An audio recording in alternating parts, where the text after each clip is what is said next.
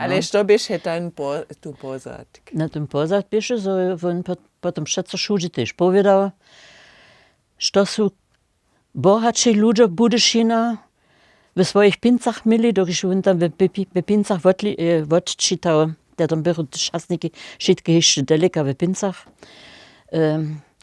A oni tam widział, że oni wszystko obsiedzą, a mają, a rekasze to lastajnie Arbeiter- und Bauernstaat. A to jest ein von wegen Arbeiter- und Bauernstaat.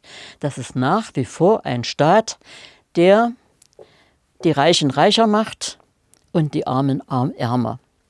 A to są nikoci su jeho wizo potem przechodzili, so on takie ništo reči, przyjdzieli, a hewach gdzieś on wszędzie był, no. No.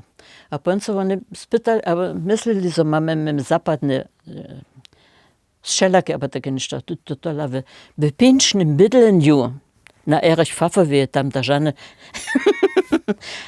takie srytki nie są miała se, takie, nie, no. Also, potem so oni erzähli najpierw Bockhaustasch, aber potem so dann werde ich das eben mal publik machen. Dann gehe ich von Haus zu Haus und dann sage ich das hier, ne, und so weiter und so fort.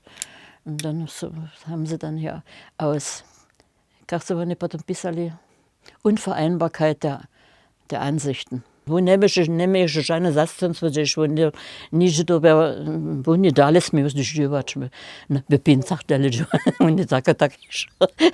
A potom je on přestupil do jedno drugo zavoda, a tam je on Mädchen für alles. Verkauf, Annahme, Warenannahme, a všetko zmištrovalo.